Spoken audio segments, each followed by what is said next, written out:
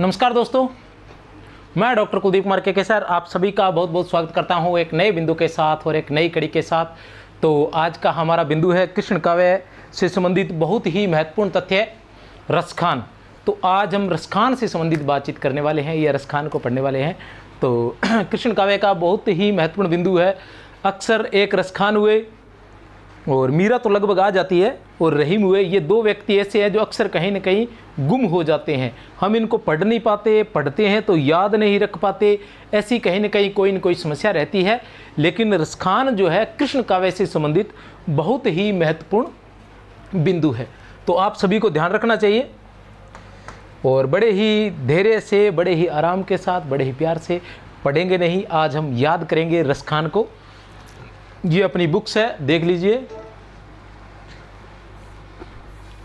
रसखान, रसखान की हम बात करते हैं। रसखान, रस की खान, ब्रज भाषा में जो भी लिखा रस की खान ही लिखा। जन्म की बात करते हैं तो 1533 ईस्वी में और मृत्यु की बात करते हैं तो 1618 ईस्वी में। गुरु इनके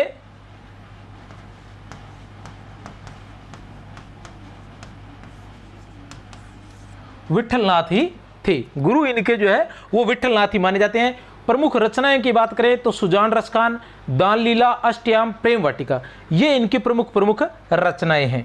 कौन कौन सी रचनाएं हैं? सुजान रसखान, दान लीला, अष्टयाम और प्रेम वाटिका।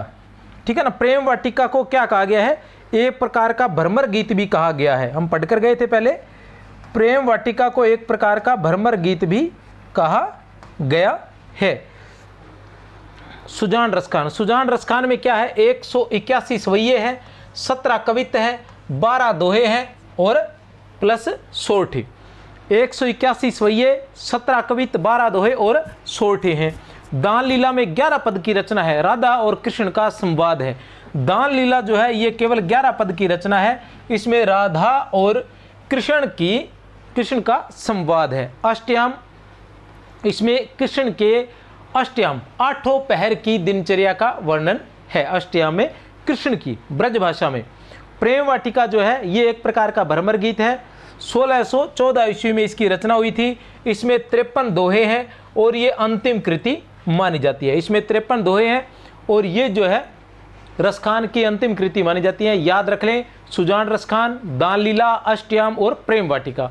सुजान रसखान ये तो याद रह जाएगा, दान लीला, अष्टयाम और प्रेम वाटिका ये आपको याद रखने हैं। आगे क्या है? बादशाह वंश में जन्मे मुसलमान रसखान धन लिप्सा व यश प्राप्ति के प्रलोभन से मुक्त थी। बादशाह वंश में जन्मे हुए थे, जाति से मुसलमान थे और धन लिप्सा व यश प्राप्ति के प्रलोभन से मुक्त थे। रसखान की कृष्ण भक्ति कुछ पंक्तियां देखिए। मानुष हो तो वही रसखानी, बसों ब्रज गोकुल के गवालिन, जो खग हो। क्या है?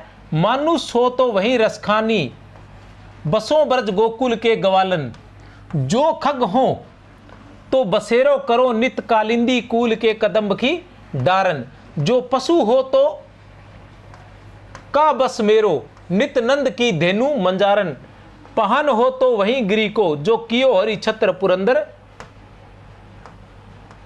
धारण। ध्यान नहीं, धारण है, थोड़ा पीपीटी में गड़बड़ हो जाती है इनके।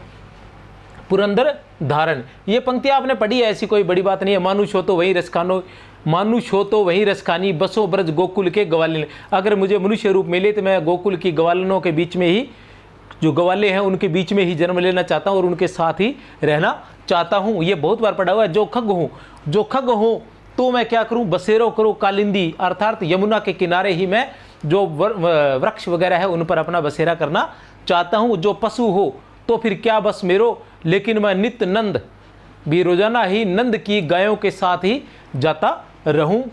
और पहन, अगर मैं पत्थर बनूं तो वो पत्थर बनूं जिसे श्री कृष्ण ने अपनी उंगली पर धारण किया था। तो ये है, पढ़ा हुआ है आपका, कोई समस्या नहीं है। रसखान श्री कृष्ण के बाल सौंदर्य, उसकी रूप माधुरी का चित्रण करते हैं। धूरी बरे, ये पद भी पड़ा हुआ है, महत्वपूर्ण है। धूरी बरे अति शोभित श्यामजू, वैसी बनी सिर सुंदर चोटी, वैसी बनी सिर सुंदर चोटी। याद रख लेना, कहीं न कहीं जैसे ये है ना, मानु सो तो वही रसखानी, बसो ब्रज गोकुल ग्वालन, ये तो हो सकता है आपको याद रह जाए, लेकिन ये वाला पद आपको ध्यान में रखना है, क्योंकि इस पद को आप कहीं न कहीं सूरदास का पद न समझ लें या अन्य किसी कृष्ण भक्त का पद न समझ लें। ये आपको याद रखना है कि धूरी बरे अति शोभित श्यामजू, वैसी बनी सिर सुंदर चोटी, खेलत खात फिरे अंगना, पग पैंजनी बाजती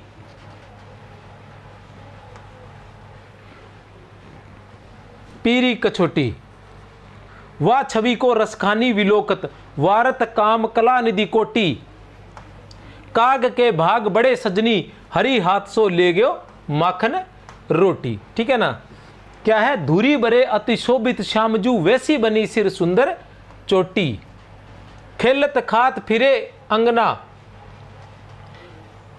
पग पैजनी बाजती पीरी कछोटी। वह छवि को रसखानी विलोकत, वारत काम कला निधि कोटी, काग के भाग बड़े सजनी, हरी हाथ सो ले गयो माखन रोटी। आचार्य रामचंद्र शुक्ल, आचार्य रामचंद्र शुक्ल क्या लिखते हैं? अपने जो भी करवाया गया है वो आचार्य रामचंद्र शुक्ल के हिंदी साहित्य के इतिहास से विशेष रूप से, बाकी डॉक्टर नगेंद्र और आचार्य शुक्ल ये ही दो महत्वपूर्ण इतिहास है, यहीं से पूछे जाते हैं। वैसे इसका कोई अंत नहीं है, तथ्य कहीं से भी उठा लो और सभी हिंदी साहित्य के इतिहास की सहायता ली गई है, लेकिन प्रमुख रूप से शुक्ल और नगेंद्र को प्रयास किया गया है कि वहाँ से कोई अति महत्वपूर्ण जानकारी है वो छोड़ी न जाए। आचार्य रामचंद्र शुक्ल जो है वो क्या लिखते हैं, किसके बारे में? रसखान के बारे में। आचार्य रामचंद्र शुक्ल रसखान के बारे में क्या लिखते हैं? इनकी भाषा चलती, सरस और शब्दाडंबर मुक्त होती थी,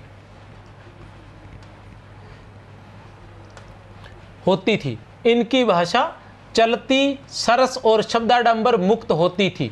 शुद्ध ब्रज भाषा का जो चलतापन और सफाई इनकी और घनानंद की रचनाओं में है वह अनंतर दुर्लभ है। घनानंद के साथ तुलना की है आचार्य रामचंद्र शुक्ल ने, इनकी तुलना जो है घनानंद के साथ की है। क्या कह रहे हैं? इनकी भाषा चलती, सरस और शब्दाडंबर मुक्त होती थी।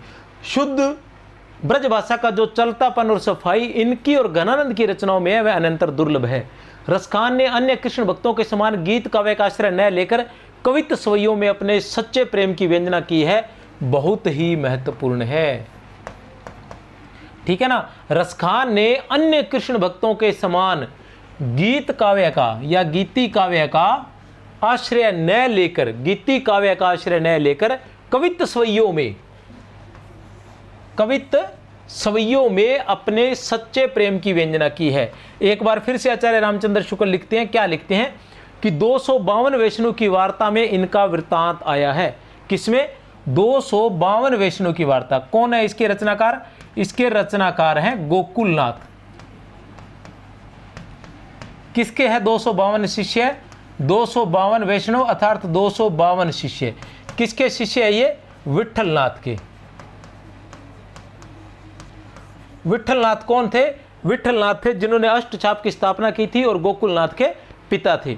252 वैष्णव की वार्ता में इनका वृत्तांत आया है, जिसके अनुसार ये पहले एक बनिए के लड़के पर आसक्त थे। ये पहले एक बनिए के लड़के पर, ये जो प्रसंग है ये आचार्य रामचंद्र शुक्ल के हिंदी साहित्य के इतिहास में आया हुआ है, तो थोड़ा सा पढ़ लें, याद रह जाएगा। ठीक है ना, ऐसा प्रसंग जो है, एक दिन इन्होंने किसी को कहते हुए सुना कि किसी की भगवान से, कहते हुए सुना कि भगवान से ऐसे प्रेम करना चाहिए जैसा रसखान का उस बनिए के लड़के पर है। भगवान से ऐसा प्रेम करना चाहिए जैसा रसखान का उस बनिए के लड़के पर है।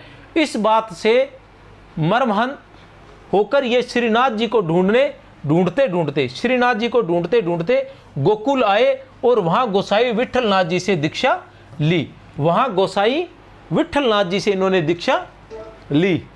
समझ गए? इन्होंने विठलनाथ जी को कैसे अपना गुरु बनाया था, सारी कहानी आ गई। इस प्रसंग के माध्यम से वो सारी कहानी आपके सामने आ गई है कि इन्होंने विठलनाथ जी को अपना गुरु कैसे बनाया था।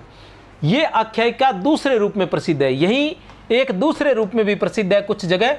वो ऐसे हैं कि जिस स्त्री पर ये आसक्त थे। अब बनिए के लड़के की जगह जिस स्त्री पर ये आसक्त थे वह बहुत मानवती थी और इनका अनादर किया करती थी। एक दिन ये फारसी तजुर्मा पढ़ रहे थे, उसमें गोपियों के अनन्य और अलौकिक प्रेम को पढ़, गोपियों के अनन्य और अलौकिक प्रेम को पढ़ इन्हें ध्यान हुआ कि क्यों न उसी से मन लगाया जाए जिस पर इतनी गोपियां मरती थी, क्यों न उसी से मन लगाया जाए जिस पर इतनी गोपियां मरती थी। ये दो प्रसंग है कि जिनके माध्यम से इनका जो ध्यान है श्री कृष्ण की तरफ गया, ये श्री कृष्ण की भक्ति में लीन हुए। सुजान रसखान अष्टयाम दान लीला प्रेम वाटिका कोई समस्या नहीं है। सुजान रसखान में इसमें 181 सवैये, 17 कवित, 12 दोहे और 4 सोरठे हैं। कितने हैं? 4 सोरठे हैं। इसमें 181 सवैये, 17 कवित, 12 दोहे और 4 सोरठे हैं। उसके बाद अष्टयाम दान लीला प्रेम वाटिका, ठीक है जी, ये रचना है, इनके बारे में पहले बता चुका हूं मैं। प्रेम वाटिका जो इनकी अंतिम रचना है और एक प्रकार का भ्रमर गीत है, आपने याद रखना है।